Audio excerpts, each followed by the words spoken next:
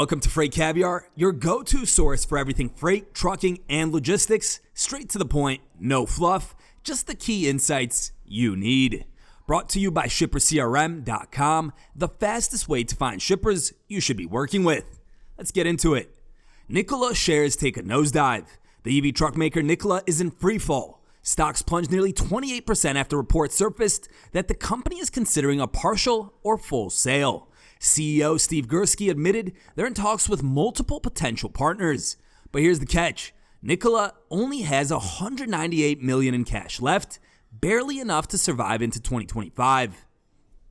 From fraud scandals to burning cash at an insane rate, the once hyped SPAC darling might not be around for much longer.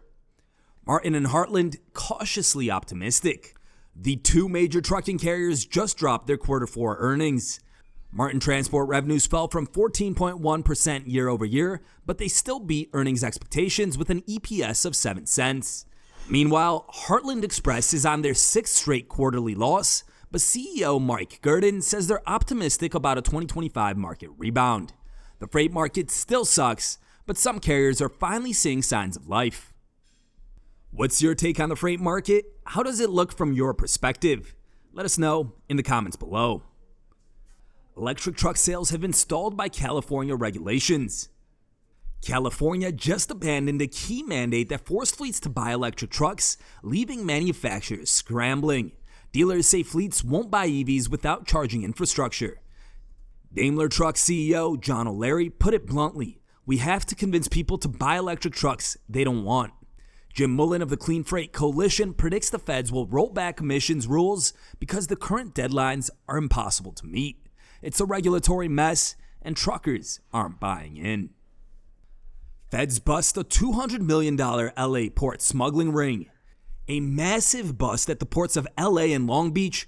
Authorities took down a $200 million smuggling operation, moving counterfeit goods from China. How they did it? The ring used fake customs seals and paid corrupt truck drivers to move illegal shipments past inspections. Who was involved? Federal agents arrested 8 people and named 3 logistics companies that helped pull off the scheme. The crackdown on Chinese trade violations is heating up, and importers can expect stricter inspections and delays. It's time for today's sponsor spotlight, FreightFlex.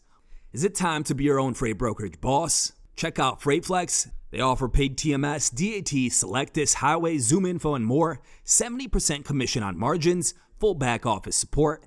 Click the link below to learn more. What's going around the freight web? A cocaine bust. Illinois State Police arrested a California trucker for cocaine trafficking on I-80. A tech fight. Project 44 and MyCarrier are in a legal battle over alleged contract violations.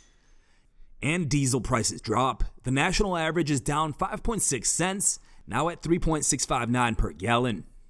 If you're a freight agent, here's an episode you must listen to.